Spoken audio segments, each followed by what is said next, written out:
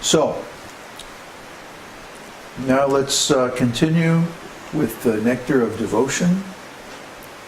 After this, we'll have questions and discussion, so think up your questions. We're continuing chapter 17, Ecstatic Love.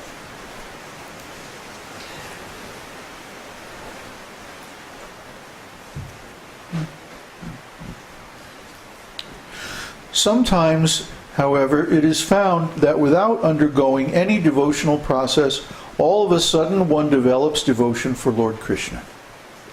This sudden development of the devotional attitude in a person must be understood as a special mercy of Krishna or of his devotee.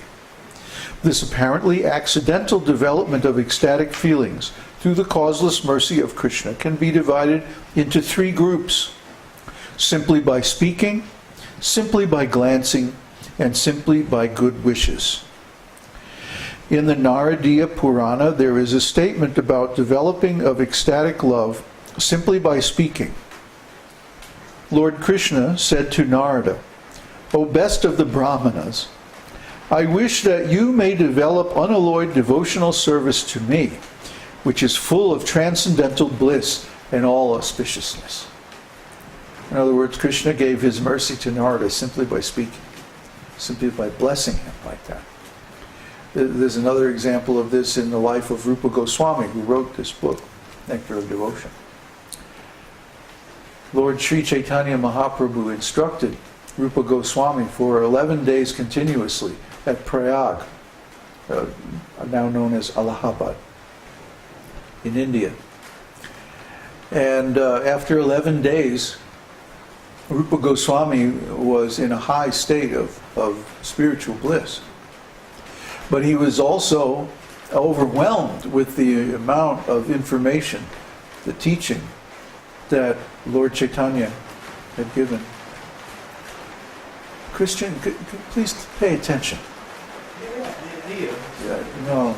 Sit and just pay attention. Just hear. Just hear very nicely. So, where was I? He begged Lord Chaitanya, "Please make all of this that you have taught me manifest in my heart and in my mind, so that I can write books about it." Sri Chaitanya Mahaprabhu wanted him to write down all these teachings. And he was feeling like, oh, how can I write all this stuff down? This is too much. So he begged the Lord, "You please bless me that I can realize all this."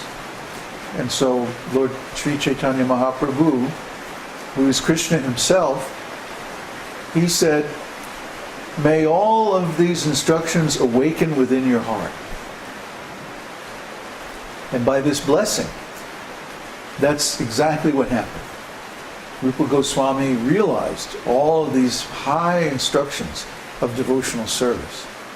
And he became fully self-realized and also able to describe all these things in a systematic way. And he spent the rest of his life writing down all these instructions and the realizations that he had gotten from Lord Chaitanya. So just by speaking, Krishna can give someone the full realization of devotional service. In the Skanda Purana, there is a statement about developing ecstatic love towards Krishna simply by glancing. It is stated there, "When the inhabitants of Jangala province saw the personality of Godhead Krishna, they were so stricken with feeling that they could not withdraw their glance from him." Just by seeing Krishna, they developed ecstatic love. And also it was described that Krishna, he casts his glance, his merciful glance, over his devotees. And simply by his glance, then the devotees become enlightened. Simply by glancing. We can understand, there's a shloka that each of the senses of the transcendental body of the Lord can perform the activities of all the other senses. You see? So Krishna can speak by glancing. If he can benedict people with devotional service simply by speaking, he can perform the same function simply by glancing. For example, it's stated that when Narayana emanates the potency of the material creation, he glances over the material nature and impregnates her with all the spirit souls, the Tatashta Shakti, the spiritual living entities, you and me, the Jiva souls. So he doesn't have to contact Maya. He doesn't have to touch the material nature. He can impregnate her simply by glancing from far away. You see?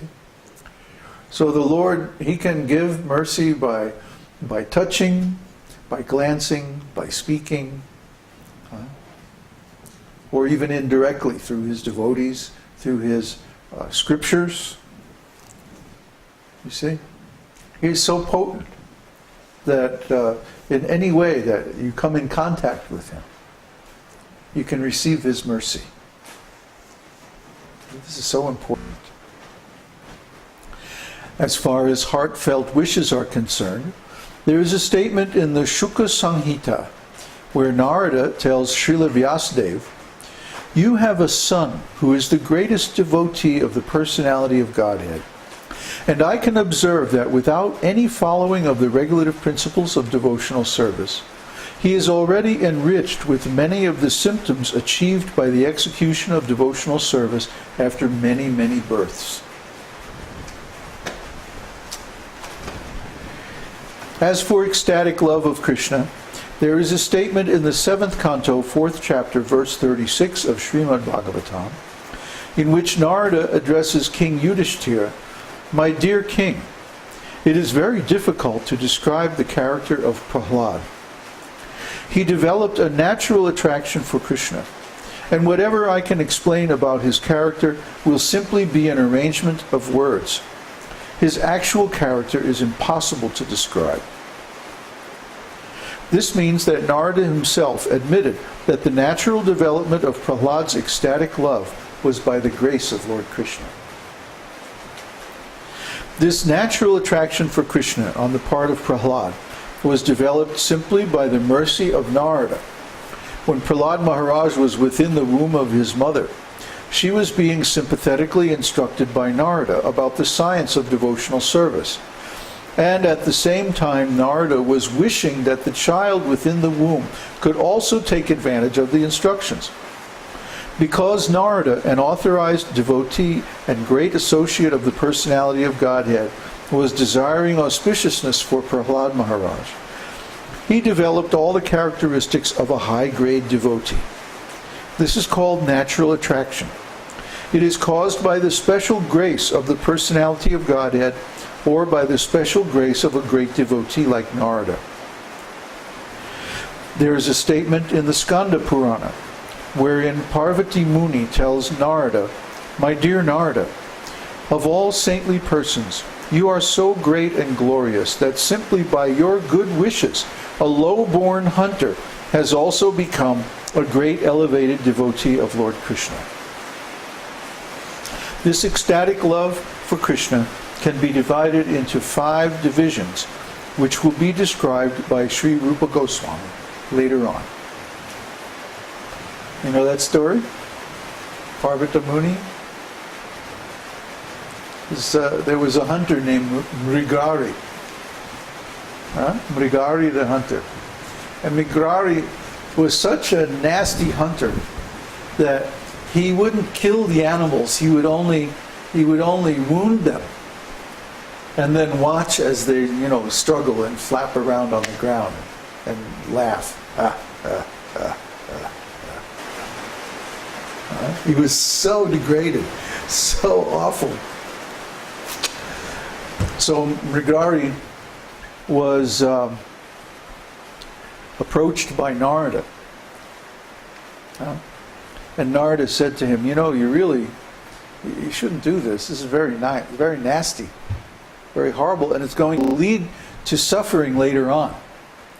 And Mrigari said, well, how is that possible? And Narada started to explain the law of karma and all that. And Mrigari said, oh, I don't believe all that. That's impossible. That can't be true. So Narada gave him a vision showing what would happen to him after his death. That he would go into the court of Yamaraj, and all the animals that he killed or half killed would be there, and they would all testify against him, and they would all jump on him and like begin biting his flesh and stuff like this. And so he was so shocked by this. Mrigari said, oh, I'll do anything. I'll do whatever you want. Please, let me escape this fate. So, of course, Narada told him, just chant the holy name. Just chant the holy name. Somehow he engaged him in chanting the holy name.